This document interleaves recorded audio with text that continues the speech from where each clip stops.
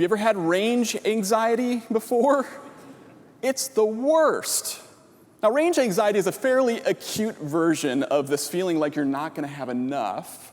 But sometimes when that feeling of not having enough persists, it can become a chronic issue that develops into a scarcity mindset or a scarcity mentality.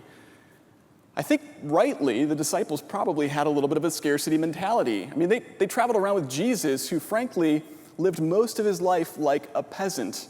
If you've ever watched The Chosen, there's a couple of scenes where the disciples are counting the resources that they have left, and they're looking at how much food that they have, and they're starting to get a little bit worried that they're not going to have enough. This is the backdrop for this whole parable.